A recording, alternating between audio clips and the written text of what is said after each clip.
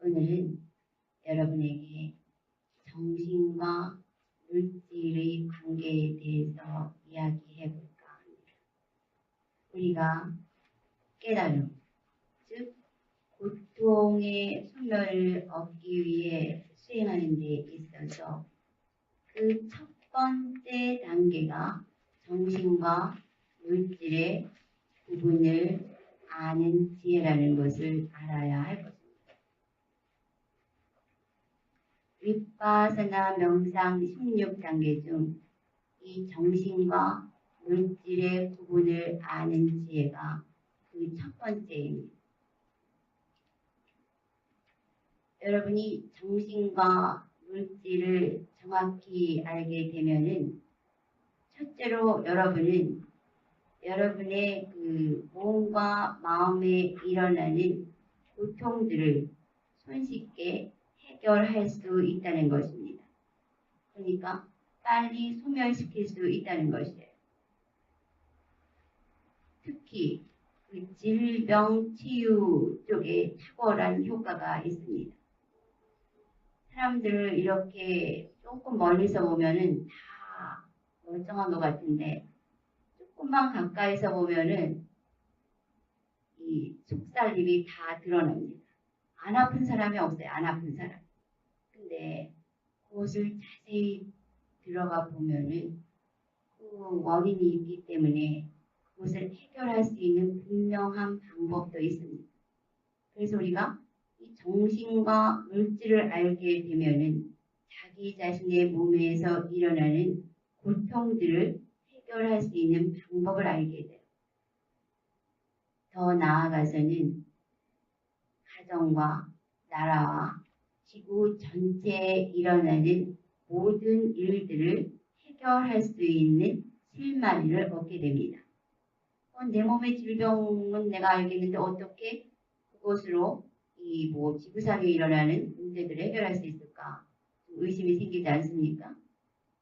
그러나 존재하는 모든 존재에게는 결국은 정신과 물질이에요. 그래서 우리가 이 정신과 물질만 온전히 파악하게 되면 사실 존재하는 모든 것들의 문제를 풀 수가 있습니다. 내가 이 지수화풍 수행을 하고 있을 때 그때 그 사티파타나 숫다 강의를 하면서 영차경 특별히 그 지수화풍 부분을 하면서 지수화풍 수행에 초점을 맞춰 수행을 하고 있었어요. 발바닥과 방바닥이 만나면서 어떤 때는 단단함, 딱딱함 또는 열기운 이런 것들이 관찰됩니다. 그렇게 경행을 하다가 물을 틀기 위해서 수도꼭지를 잡았어요. 근데 그때 차가움과 단단함이 느껴집니다. 그랬을 때 내가 문득 나한테 있는 단단함의 땅 요소와 이 밖에 있는 단단함의 땅 요소가 같은 것이구나 하는 걸 알게 됐어요. 그러면서 내 안에 있는 지수화풍 물질 이 요소와 밖에 있는 지수화풍 물질 이 요소가 똑같구나. 그러면서 결국 내가 수명이 떨어지면 저쪽에 가서 지수화풍과 하나가 되는 것이구나 하면서 안과 밖이 뚝 떨어져 버렸어요. 그러면서 또 이렇게 경영을 하면서 관찰을 하는데 그러면은 이 밖에 있는 지수화풍 물질 원소들은 움직이지 못한다. 근데 내 몸이라는 이 지수화풍 물질 원소는 움직인다. 무슨 차이가 있느냐. 그러니까 순간적으로 이게 식작용이구나. 내가 걸어가자 하는 정신작용이 일어나니까 이 지수화풍이 움직이는구나 하는 것을 그냥 관찰하는 동안에 그렇게 드러나는 것을 알았어요. 그러면서 이 몸뚱아리 지수화풍을 가지고 식작용을 인식하면서 걸어갔다 왔다 갔다 하는데 그 순간에 그 공간이라는 것이 확 들어왔습니다. 이 물질이라는 것은 공간이 없으면 놓여질 수가 없어요. 그래서 그 순간 4대 원소 지수화풍과 공간, 공, 그리고 정신작용, 식 이렇게 6대 원소가 뚝 떨어졌어요. 여러분이 일반적으로 4대 원소는 잘 알 것입니다. 물질의 근본 4대 원소, 땅 요소와 물 요소와 불 요소와 바람 요소. 근데 6대 원소를 확장할 때 공과 식이 들어가요. 내가 옛날에 이걸 이론적으로 볼 때는 여기 왜 그 공과 식이 들어갈까? 그리고 이해를 못했어요. 근데 관찰, 즉 수행을 직접 하니까 뭐 어디 뭐 이론이 붙을 겨를도 없이 그냥 툭 떨어져 버리는 거예요. 이게 지수화풍 공식 이래서 그 사람들이 6대 원소라고 말을 했구나. 그러면서 내가 무엇을 알았느냐? 물질, 즉 지수화풍, 이게 물질 아닙니까? 물질을 이제 통틀어서 말할 때 지수화풍이라고 하는 것이죠. 그것은 혼자서는 못 움직인다. 꼭 그 정신작용이 있어야만 움직인다 하는 것을 이해하게 되었습니다.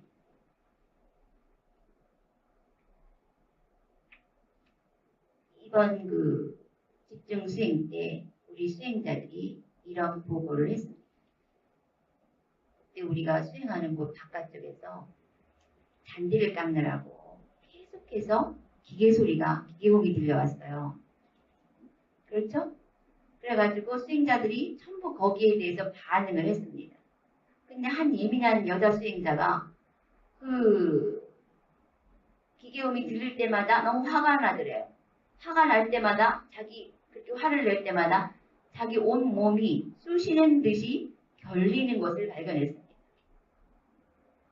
그리고 또 어떤 수행자는 어떤 대상을 연하여 화를 낼 때 가슴이 콕 찌르는 듯이 아프고 명료하던 대상들이 뿌옇게 탁해지더라 하는 보고를 했어요. 그러면은 이 사람이 그 기계 소리를 듣고 화를 내고 그 화를 내는 정신작용에 의해서 몸이라는 물질에 고통이 일어났죠. 누가 때린 것도 아니에요. 기계 소리가 그런 것도 아닙니다. 누가 그랬어요? 자기 정신작용이 그런 거죠. 자기 정신작용으로 인해서 자기 몸에 고통을 준 것이에요. 근데 그걸 모르면은 그 사람들은 저 기계 때문이라 그러고 저 기계를 부숴버려야 되겠다 이런 생각을 합니다. 기계를 부숴보세요. 다음에 또 비행기 소리가 날지 몰라. 비행기 부시러 갈 거야. 얼마나 곤란한 일이 많이 생기겠어요. 거기에는 예수님도 없어요. 부처님도 없어요. 팔자다, 운명이다 이런 것도 없어요. 그렇죠? 단순히 대상에 대한 자신의 정신작용과 거기에 상응하는 물질 작용이 있을 뿐입니다. 그렇죠? 그래서 여러분들이 이 원리를 명료히 알면은 자기 몸에서 일어나는 고통들을 아주 치명적인 거 아니고는 거의 다 고칠 수가 있습니다. 그러면은 이 정신과 물질의 이러한 상호작용을 좀 더 확장하여 보면은 여러분이 좀 더 거시적인 의미에서 정신 물질이 어떻게 상호작용하고 있는가를 알 수가 있을 것입니다. 이가니까에 보면은 전륜성황경과 세기경이 나옵니다. 전륜성황경은 빨리 원어로는 사카와티 시아나다수다라고 그러고 세기경은 세상의 기원을 말해주는 경이에요. 아까냐 수다라고 합니다. 이 전륜성황이란 그 세속적으로 완전한 정치가를 말하는 것이에요. 그래서 완전한 정치가가 정치를 하면서 그 나라에 태평성세가 오게 됩니다. 그 어떤 그 악업도 발생하지 않고 있는 상태예요. 그래서 이들의 수명은 84,000년입니다. 그런데 이 왕의 계승자 중에 한 왕이 이 전륜성왕의 성스러운 의무를 행하지 않고 자기 마음대로 나라를 다스리기 시작을 했어요. 그러면서 이 태평성대가 깨지고 타락하는 과정이 잘 묘사되고 있습니다. 이 왕은 가난한 자들에게 재물을 주지 않았습니다. 그래서 처음으로 도둑질이라는 것이 발생했어요. 그러니까 여러분 도둑질이 발생했다고 그게 상상이 안 되죠. 응? 여러분 머릿속에는 도둑질이라는 것은 너무나 당연한 개념으로 자리 잡고 있어요. 그러니까 말하자면 84,000년 수명을 가진 전륜성왕의 시대에는 도둑질이라는 것이 없었다는 것이에요. 그런데 이 왕이 재물을 나눠주지 않으면서부터 도둑질이라는 정신적 악업이 최초로 발생하고 있다는 것입니다. 그러자 이 84,000년의 수명을 가졌던 사람들의 수명이 4만 년으로 줄었어요. 도둑질만 발생한 게 아니라 도둑질한 사람을 죽이기 위해서 무기를 들기 시작했습니다. 무기를 들고 그 사람을 죽였어요. 도둑질하는 사람. 도둑질과 살생이 발생했죠. 그러자 84,000년의 수명이 4만 년으로 줄었어요. 그리고 사람들의 용모도 더 못생겨졌습니다. 그 다음에 이 4만 년 수명자들에게서 도둑질하는 사람이 발생하자 이번에는 그 사람이 거짓말을 하기 시작했어요. 그래서 2만 년으로 수명이 줄면서 또 얼굴들은 용모는 더 못생겨졌습니다. 그 다음에 2만 년 수명자들 중에서 도둑질하는 사람이 저기 있을 때 고자질이라는 것이 발생했어요. 고자질. 그러자 10,000년으로 수명이 줄었어요. 그러니까 뭐가 발생했습니까? 처음에 도둑질이 발생해. 가난 때문에. 첫 번째 가난 구제를 먼저 해줘야 돼요. 가난하면 방법이 없잖아요. 그러니까 그 사회에 악업이 발생합니다. 도둑질이 발생했고 그 다음에 살생이 발생했어요. 살생이 발생하자 거짓말이 발생했고 고자질 이런 악업들이 정신적 악업들이 발생하면서 84,000년에서 이제 1만 년으로 수명이 줄었습니다. 그게 뭐예요? 정신에 대한 물질의 작용이죠? 수명이 줄었다는 건 뭡니까? 이 몸이 그 84,000년을 살다가 지금 1만 년으로 줄었다는 거예요. 물질에 영향을 끼쳤죠? 응? 이렇게 확실하게 정신이 변할 때마다 물질계에 똑같은 상응하는 변화가 일어나는 것이에요. 그 다음에 쭉 나옵니다. 그러자 이 만년 수명자들에게서 용모가 준수한 사람과 용모가 추한 사람이 나타났어요. 그러자 용모가 준수한 사람을 흠모하면서 삿된 음행이 발생했습니다. 그러자 5,000년으로 수명이 줄었어요. 그 이전에는 이런 것들이 없었다는 것이에요. 5,000년 수명자들에게 또 두 가지 새로운 법이 발생했는데 그것은 욕설과 쓸데없는 말이 발생했습니다. 그 전에는 다 욕설을 하지 않았던 모양이에요. 쓸데없는 말도 안 하고. 그래서 욕설과 쓸데없는 말이 발생하자 수명이 2,500년으로 줄었어요. 우리가 쓸데없는 말을 많이 하면 어떻게 돼요? 수명이 줄어요. 하루라도 줄어듭니다. 꼭 필요한 말만 해야 돼요. 쓸데없는 말이 이렇게 영향력이 있는지 몰랐죠? 그래요, 안 그래요? 편히 앉으세요. 그 다음에 2,500 수명자들 사이에서 탐욕과 악의, 즉 성냄이 횡행하기 시작을 했습니다. 그러자 이 사람들의 수명이 1,000년으로 줄면서 또 용모는 더욱더 못생겨지게 되었습니다. 다음에 1,000년 수명자들에게는 삿된 견해가 발생하기 시작을 했어요. 그러자 500년 수명으로 감소가 되었습니다. 또 500년 수명자들에게 세 가지 새로운 법이 발생했는데 그것은 첫째가 비법을 조항, 즉 이런 그 정법, 부처님이 말씀하신 팔정도나 이런 것이 아니라 삿된 법을 쫓아가기 시작을 했어요. 그 다음에 불평등을 당연시하고 그 다음에 또 삿된 법에 얽매이기 시작을 했어요. 그러니까 벌써 우리 지금 100년 수행자에 속하지 않습니까? 그러나 이미 500년 수행자들부터 이렇게 그 법이 아닌 것을 좋아하게 되는 것이에요, 동생들이. 그냥 법을 쫓아가려면은 힘이 드니까 편안한 감각적 쾌락으로 옮겨가기 시작을 하는 것입니다. 그러니까 감각적 쾌락은 왜 쫓아갑니까? 내가 좋으려고 쫓아가죠? 그런데 결과는 뭐예요? 결국은 내 물질을 갉아먹는 짓이라는 것이죠. 이렇게 정신과 물질은 상호작용을 계속 일으키고 있습니다. 500년 수명자들에게 세 가지 해로운 법이 발생하면서 250년 또는 200년 수명이 줄어들고 용모가 더욱 못생겨지게 됩니다. 그러면서 250년과 200년 수명자들에게는 부모 공경을 안 하고 삼은, 즉 성직자 수행자들을 존경하지 않고 연장자를 존경하지 않는 악행이 일어나기 시작을 했어요. 그러면서 이들의 수명이 100년으로 줄었습니다. 그러니까 우리 지금 그런 시대를 다 거쳐왔다는 것이죠.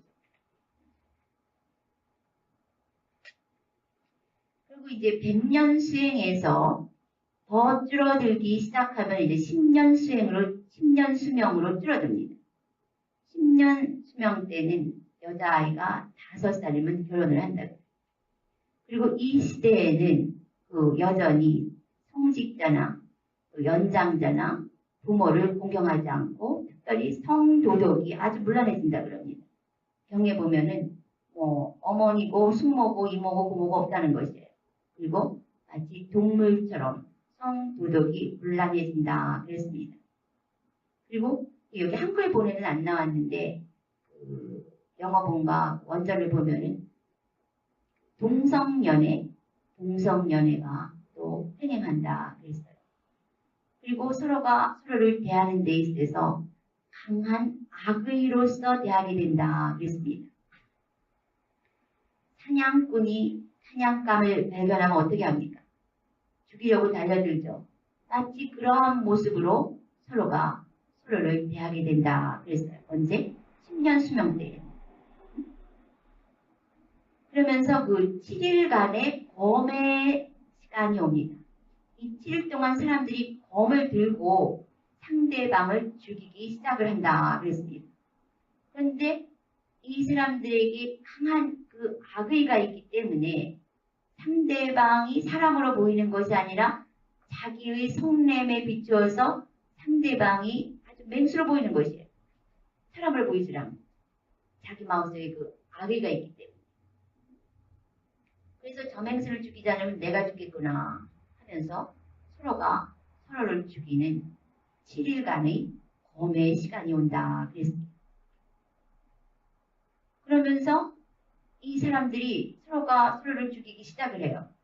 이때 조금 정신을 차릴 수 있는 사람들이 아니 왜 우리가 저 사람을 죽이고 내가 또 죽임을 당해야 하느냐. 일단 도망가야 되겠다 하면서 숲속으로 동굴 속으로 도망을 가서 숨습니다. 그래서 7일 동안 숨어 있다가 7일 후에 나와요. 그럼 서로가 너도 살아있었구나 너도 살아있었구나 하면서 당기면서 우리에게 왜 이런 일이 일어났는가. 나 천지사방에 죽인 시체가 지배하겠죠. 그런 걸 보면서 우리에게 왜 이런 일이 일어났는가를 숙고하다가 우리가 유익한 법을 행하지 않았구나 하는 것을 자각하기 시작을 했어요. 그러면서 그때부터 이제 거꾸로 선업을 쌓기 시작을 했습니다. 그래서 이 10살, 수명이 10살인 시대에는 선업이라는 말조차 사라진다 그랬어요. 그러면서 10악업이 시정한다 그랬습니다. 10악업이 뭐예요? 몸으로 짓는 3가지 악업, 즉 탈생악업, 또 삿된 음행을 하고, 또 도둑질하고, 그렇죠? 그 다음에 말로 짓는 4가지 악업이 치성한다. 거짓말하고, 이간질하는 말하고, 욕설하고, 거짓말, 그것도 쓸데없는 말하고, 마음으로 짓는 3가지 악업이 치성한다. 마음으로 탐하고 성내고 무지에 떨어지고.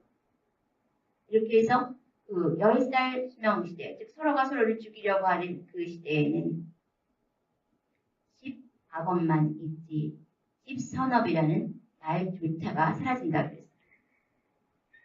또 한 가지 특이한 형상이 있어요. 그게 뭐냐? 6가지 음식이 사라진다 그랬습니다. 그러니까 도덕이 타락하면서 음식이 사라진다는 거예요. 음식과 정신적 그 상태와의 상호작용은 조금 이따 이야기할 그 아칸냐 숫다에서 더 자세히 이야기하겠습니다. 어떤 것이 사라지느냐? 여러분 참기름 사라져요. 소금 사라져요. 꿀 사라져요. 상상이 됩니까? 소금이 사라진다는 거. 그 다음에 사탕수수즙이 사라집니다. 생버터가 사라지고 버터 기름이 사라져요. 그러니까 우리한테 거의 생필품이죠. 이런 것들이 사라진다는 거죠. 거의 뭐 동물 수준으로 떨어지는 것 같습니다. 내가 지금 여기서 말하고자 하는 것은 정신과 물질의 상호작용을 이야기하고자 하는 것이에요. 그러면 우리가 먹는 이 먹거리가 바로 우리의 도덕성에 상응하는 것으로 나타나고 있다고 하는 것입니다. 지금 우리가 이 먹고 있는 먹거리는 바로 우리 전체 도덕성의 반영이라고 볼 수가 있어요. 그 얘기는 조금 더 아간냐 숫다를 하면서 계속 이어가겠습니다. 그래서 이 10악업의 시대에 다 죽이고 아주 적은 존재들만 남게 됐어요. 그러자 이 사람들이 우리가 왜 이렇게 됐는가를 추구해 보다가 우리가 너무 악업을 행했구나. 이제부터 유익한 법을 행하자. 그러면서 탈생을 하지 말자. 주지 않은 물건을 가지지 말자. 삿된 음행을 하지 말자. 거짓말 하지 말자. 이간질하는 말 하지 말자. 욕설을 하지 말자. 쓸데없는 말을 하지 말자. 또 탐하는 마음을 버리고 성내는 마음을 버리고 부지에서 벗어나 지혜를 키우자. 이렇게 하면서 10년 수명이 20년, 40년, 80년, 160년, 320년, 640년, 2000년, 4000년, 8000년, 2만년, 4만년, 8만년으로 다시 늘어났다는 것이에요. 그러면서 다시 절른 상황의 시대가 왔다고 하는 것입니다.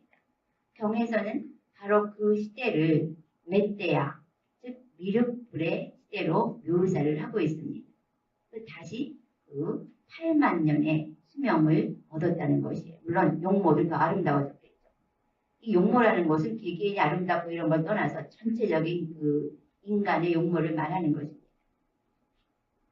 우리가 무심코 행하는 거짓말 하나, 또 무심코 행하는 쓸데없는 말들이 전체적인 물질계에 영향을 끼친다고 하는 것이에요. 우선 그 다음에 또 재미있는 그 비유가 나오는데 아간냐 숫다는 세상의 기원을 말하는 경이에요. 사실 이 경을 설하신 이유는 하드 그 브라민, 인도에는 사성 계급이 있죠.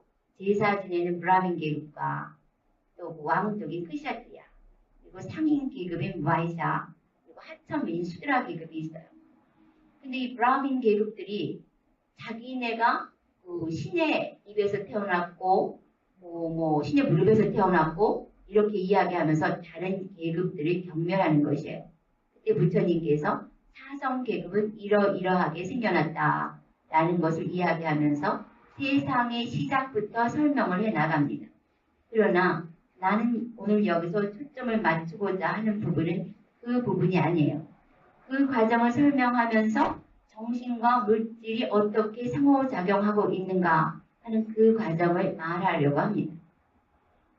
처음에 이 세상이 수축하는 시기가 있었어요. 그러니까 여러분 이거 과학에서도 나오지 않습니까? 이 우주가 수축과 팽창을 거듭하죠. 그 수축하는 시기가 있었는데 이때 광음천의 존재들이 살고 있었어요. 아바아사라라고 빛이 나는 그러한 곳이라고 해요. 이 광음천의 존재들은 몸에서 빛이 납니다. 그리고 하늘을 날아다녀요. 그리고 이 존재들의 음식은 뭐냐? 바로 기쁨이에요. 기쁨. 상상이 됩니까? 얼마나 아름답겠어요. 밥 안 먹어도 되잖아요. 기쁨을 먹고 산단 말이에요. 몸에서 광채가 나기 때문에 하늘을 날아다녀요. 이 존재들이 광원천에서 수명이 다 해가지고 지구로 내려왔습니다. 그때 지구는 어떤 시기였냐 하면 숙축의 시기였기 때문에 온 지구 전체가 물로 가득 덮여 있었어요. 그리고 암흑, 칠흑 같은 암흑이 있었다 그럽니다. 그래도 이 존재들은 자기 몸에서 광채가 나니까 그 빛으로 살고 있었어요. 여전히 마음 먹은 대로 행할 수 있었고 또 빛이 나기 때문에 하늘을 날아다닐 수 있었고 기쁨을 먹고 살았습니다. 그런데 어느 날 이 물로 덮여 있던 땅이 솟아오르기 시작을 했어요. 그러자 우리가 우유를 끓이면 그 위에 하얀 막이 끼죠? 그와 같은 하얀 땅 위에 달콤한 막이 끼기 시작을 했어요. 근데 이것이 아름답고 향기가 있었고 맛이 있었다. 이렇게 기록되어 있습니다. 이때 이 존재들은 하늘을 날고 빛이 있는 이 존재들에게는 여자, 남자 이런 구분이 없었어요. 그냥 샀다, 빙, 존재라는 명칭으로 불려졌습니다. 이 존재들이 손가락으로 이 지구 껍질을 땅 표면을 이렇게 찍어 먹어보게 된 것이에요. 그러다 갈망이 일어나기 시작을 했어요. 손가락으로 먹어보다가 다시 한 움큼 집어서 먹게 되었습니다. 그러자 그것을 오랫동안 먹게 되다 광채가 사라졌어요. 광채가 사라지자 어떻게 됐습니까? 해와 달이 나타나기 시작을 했어요. 이 전체적인 구조를 보세요. 이 빛이 없으니까 자체 발광하던 사람들이 자체 발광을 잃어버리니까 전체 자연계에서 태양과 달을 나타내기 시작을 한 것이에요. 그것도 어떻게 보면은 우리 마음의 표현이라고 볼 수가 있습니다.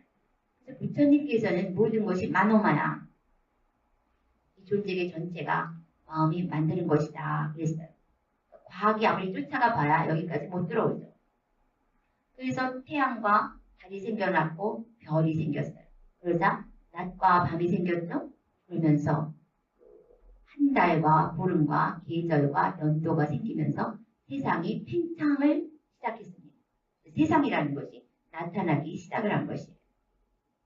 이렇게 달콤한 땅을 계속 먹던 이 존재들은 몸이 견고해지고 그러면서 그 용모의 변화가 일어났습니다. 어떤 존재는 아름답고 어떤 존재는 추하게 변했어요. 그러자 아름다운 존재들이 추한 존재를 경멸하면서 스스로 자만하고 거만해졌습니다. 그러자 어떻게 됩니까? 어떻게 됐겠어요? 거만과 경멸이 일어나자 그 달콤한 땅이 사라져버렸습니다. 달콤한 땅이 사라지고 대신에 거기에 버섯류가 달아나기 시작을 했어요. 그래서 이 버섯류를 오랫동안 먹으면서 몸이 견고해지고 다시 또 거기에서 몸과 잘생긴 사람과 못생긴 사람의 분이 일어나면서 또다시 경멸과 자만이 발생했어요. 그러자 이 정신적으로 악업이 발생하자 이 버섯들이 사라진 것이에요. 지구상에서. 그러면서 죽순류가 이들의 주 음식이 됐습니다. 죽순류.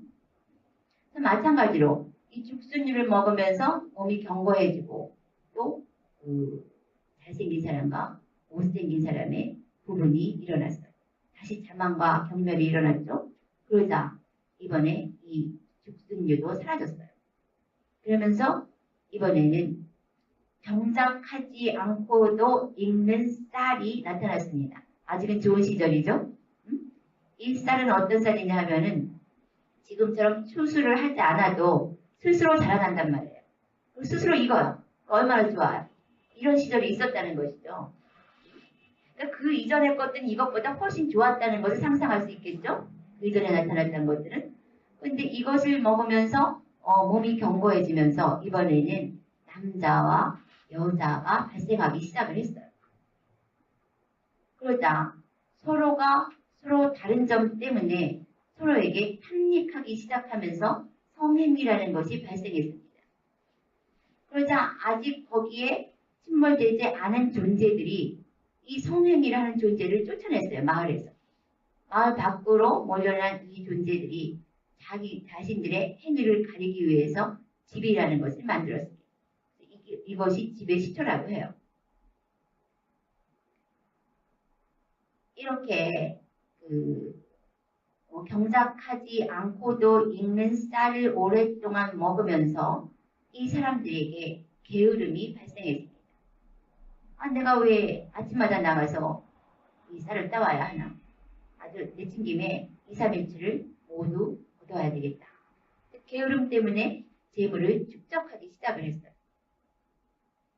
재물을 축적하고 게으름이 발생하자 이 경작하지 않고도 익는 쌀이 사라졌습니다. 그리고 더 이상 자라지 않았어요. 그러니까 그 다음에 나타난 게 지금의 경작법인 것 같아요. 우리가 씨 뿌리고 모내고 경작해서 1년에 한 번씩 받아먹는 이 쌀이 나타난 것 같아요. 그 이후에.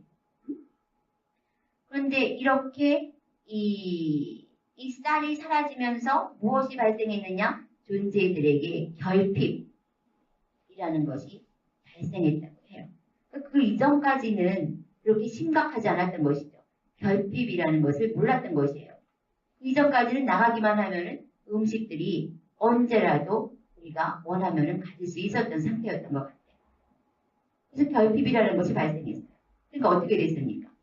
좀 더 편하기 위해서 게으름을 부렸죠. 그러니까 그 스스로 익는 쌀이 사라졌어요. 즉 게으르면 먹지 못하게 됐죠. 그리고 축적을 하기 시작을 하자 결핍이 발생한 것이에요. 그러면 어떻게 해야 됩니까? 씨 뿌려야 되고 모내야 되고 경작해야 되죠. 게으름에 대한 반작용으로 사람들이 부지런하지 않으면 먹을 수 없게끔 상황이 바뀐 것이에요. 아주 미묘하지 않습니까?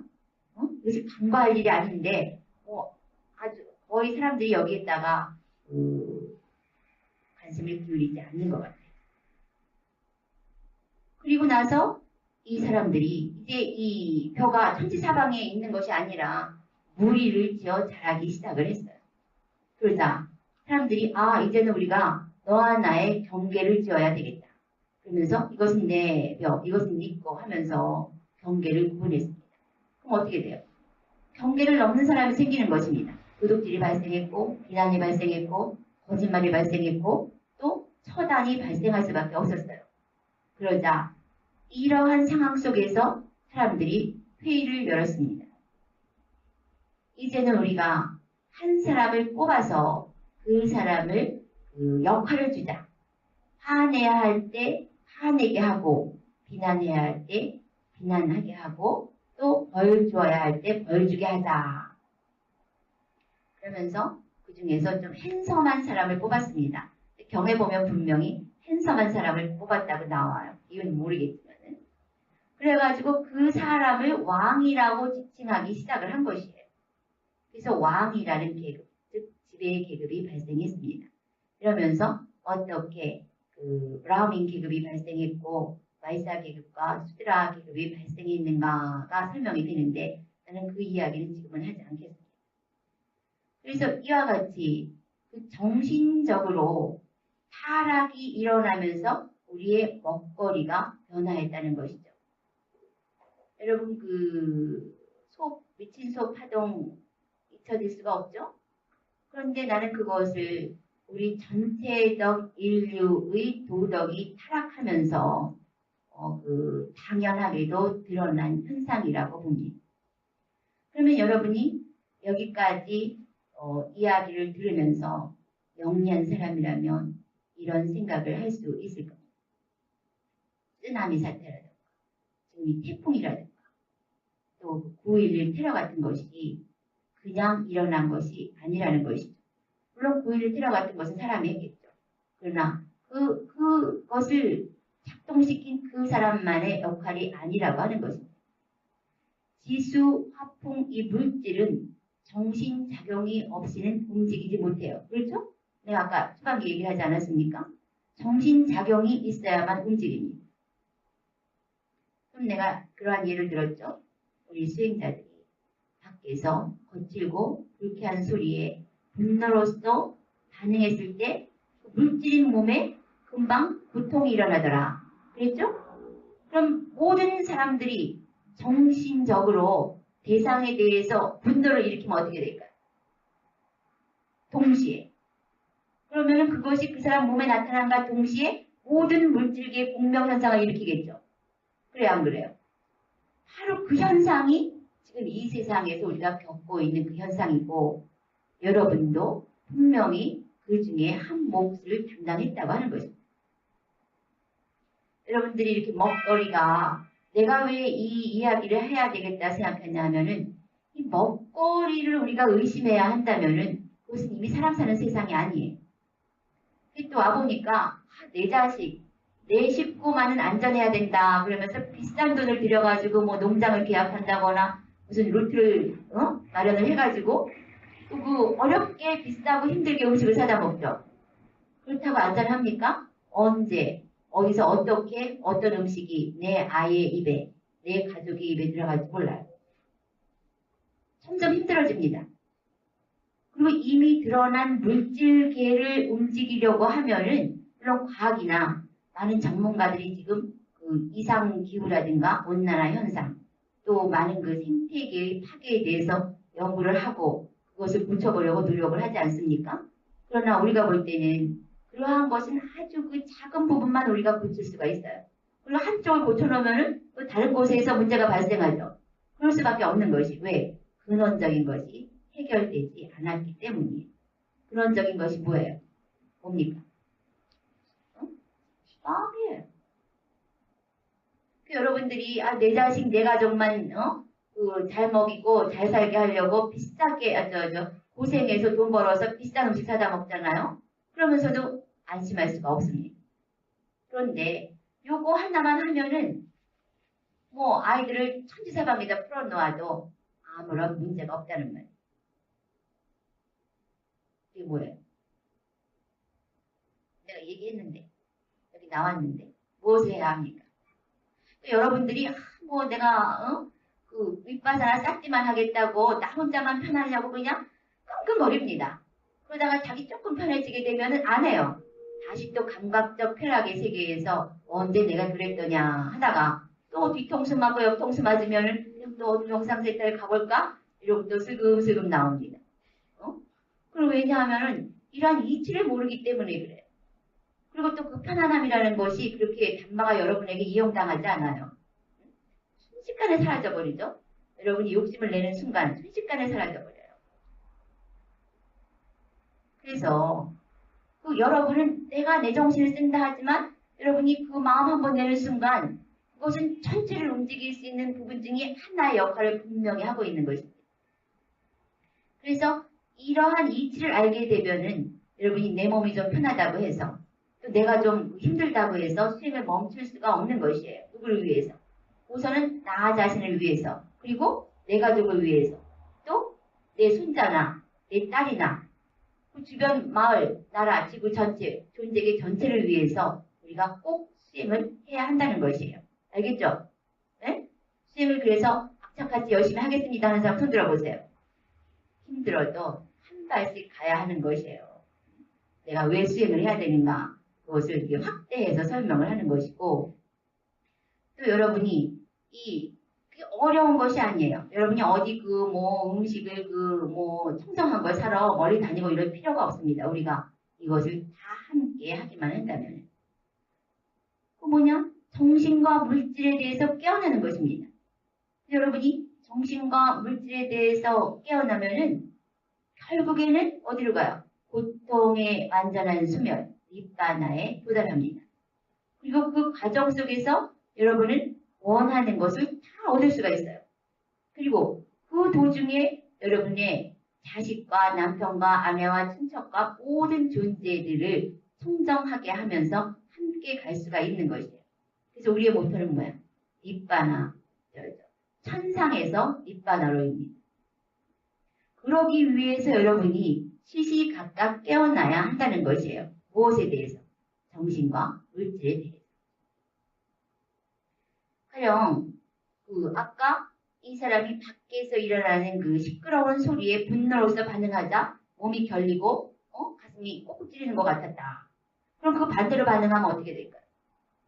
나중에 맺다로 반응을 하고 또 그 사람의 그 일을 인정을 해주게 되면 어떻게 돼요? 가슴이 싹 풀리죠? 마치 그냥 파스 붙인 것처럼 그냥 정말 쿨해진단 말이에요. 그러면 이러한 정신작용을 모든 존재들이 한다면 순식간에 이 환경이 변해버립니다. 우리는 지금부터 그 일을 해야 돼요.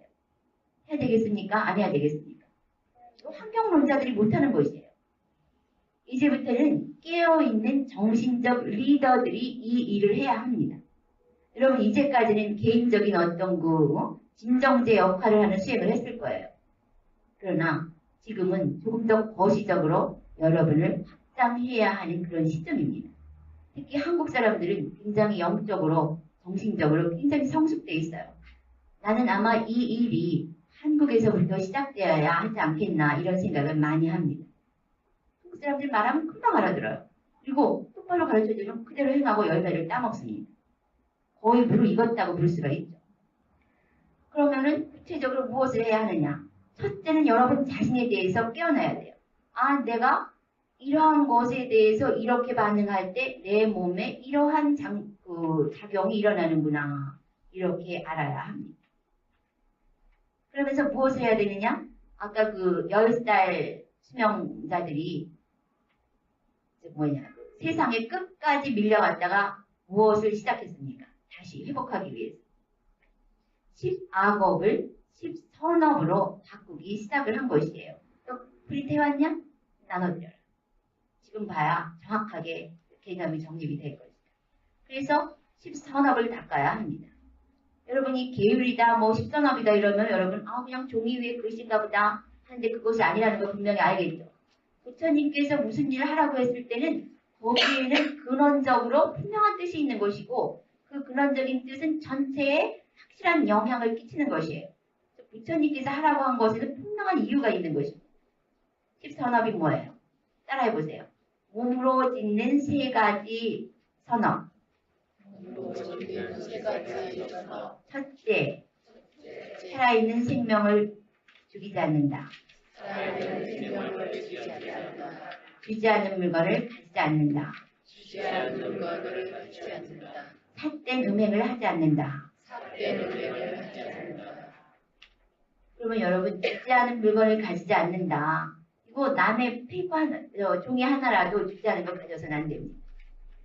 설사 공식적으로 인정이 된 것이라도 주지 않은 걸 가져서는 안 돼요. 사회가 인정한다 할지라도 스스로 그런 룰을 가져야 하는 것입니다. 다음에 말로 짓는 4가지 선업이 있습니다. 따라하세요. 말로 짓는 4가지 선업. 말로 짓는 4가지 선업. 거짓말하지 않겠습니다. 거짓말하지 않겠습니다. 이간질하는 말 하지 않겠습니다. 이간질하는 말 하지 않겠습니다. 여러분 지금 이렇게 하고 나는 예외인 것 같죠? 정말 그래요?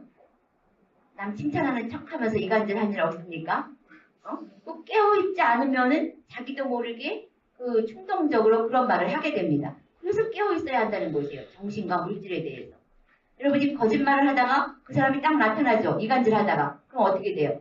가슴이 덜컥 내려앉죠? 심장을 약하게 하는 일이에요. 그렇지 않습니까? 여러분 맨날 건강검진 받죠? 여러분은 이 10선업 검진을 맨날 스스로 챙겨야 하는 것이에요. 그럼 건강은 자연히 따라옵니다. 거짓말하면 또 그 거짓말하는 경찰이 오거나 이래봐.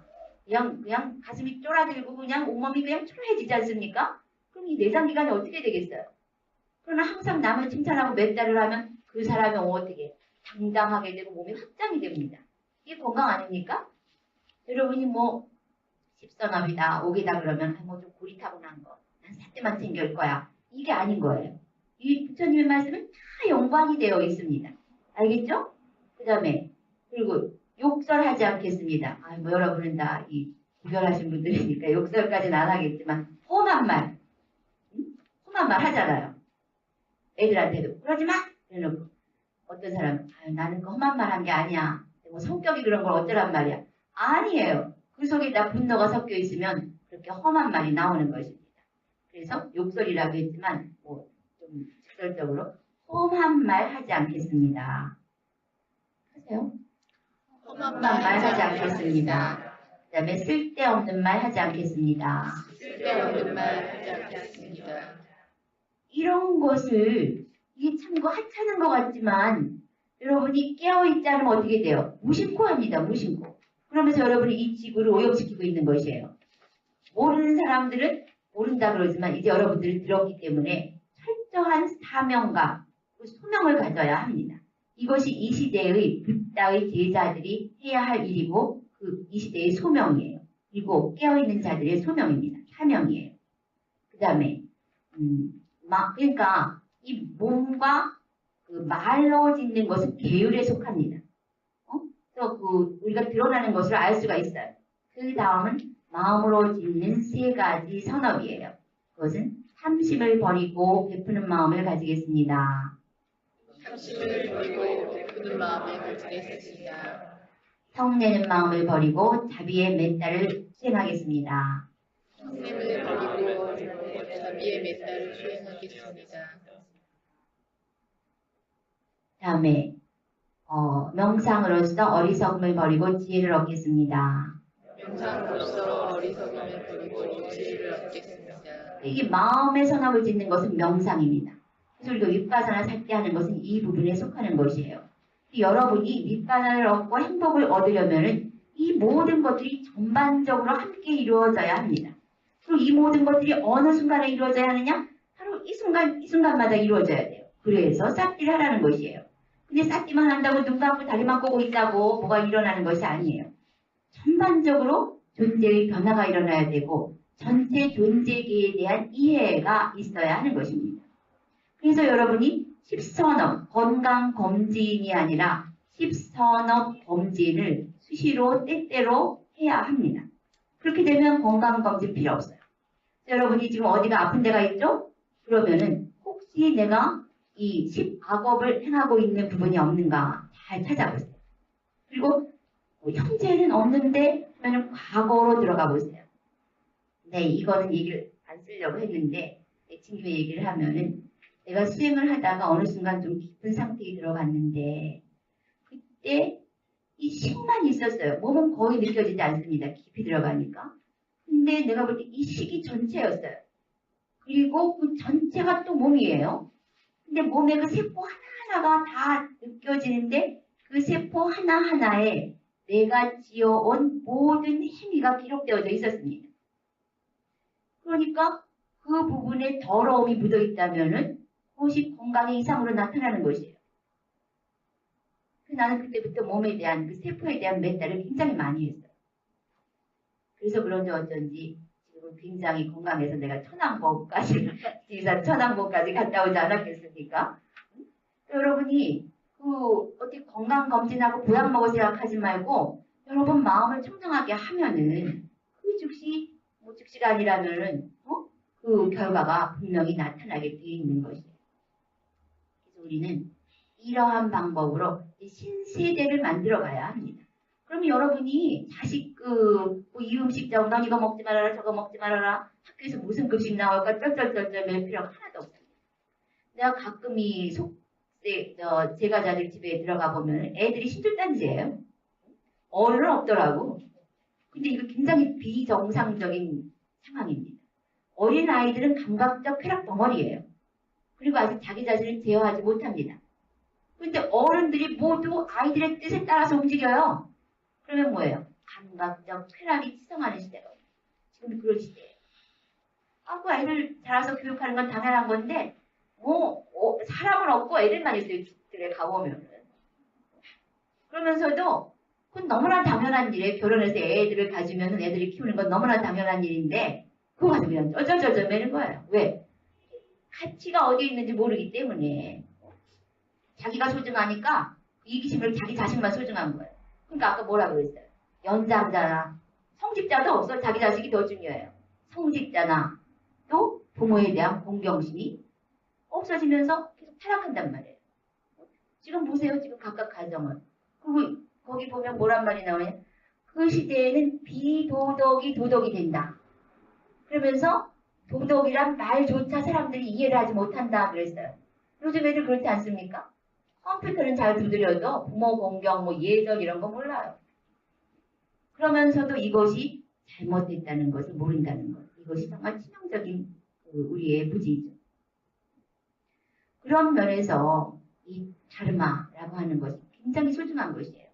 어떤 시대에도 적용할 수 있는 잣대가 된다고 하는 것입니다.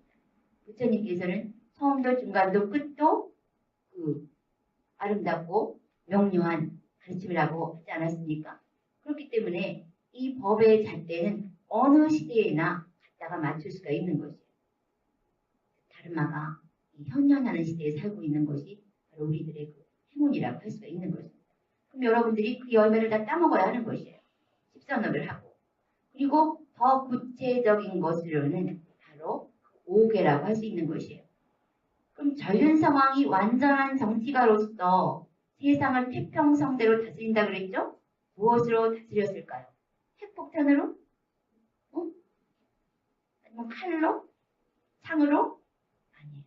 5개로서 다스렸어요. 5개로서 나라를 다스렸을 때 이 법륜이 돌아갑니다. 그래서 전륜성왕이라고 하는 거지. 바퀴가 그 왕궁에 돌아가요. 그래서 이 바퀴가 다른 이웃나라로 갑니다. 그러면 그 이웃나라가 스스로 속국을 자처하고 들어와요.